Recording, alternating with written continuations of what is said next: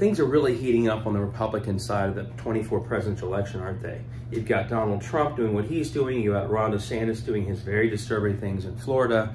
You've got others talking about running, and the Koch brothers saying they will be supporting someone other than Donald Trump.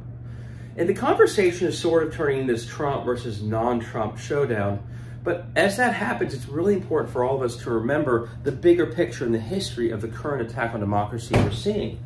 So this recent iteration of attack on democracy actually began in response to Obama being elected. That's very clear. And we saw it especially explode in 2011 as Republican legislatures began to suppress very intensely the Obama coalition's votes in states across this country, as well as really gerrymander these states to get rid of all competition. In 2013, we saw another iteration of this when the Supreme Court issued the Shelby County decision gutting a key part of the Voting Rights Act, which unleashed a whole nother round of voter suppression in southern states that had previously been precluded from that type of suppression. In 2016, we saw a hint of something more to come when the North Carolina legislature simply began to strip power away from a winning Democratic candidate there. It was an early form of election denialism. We see the same thing in 2018 in other states. Rigged legislatures denying or trying to strip power from winning Democratic governors. Again, election denialism, ignoring the will of the people. All this continues in 2020 and beyond.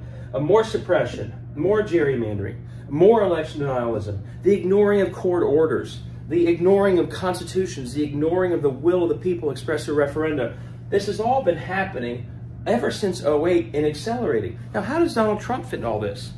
Well, he announced he was running in the middle of 2015. He obviously won one term and he lost. Now, he made things worse, no doubt, far worse in some ways. But big picture, it's really important to remember as we have this conversation, the attack on democracy began well before Trump ever ran. It continued after he left. It would have continued without the big lie. It involved many more people than simply Trump, including the same people who are now saying they won't support Trump.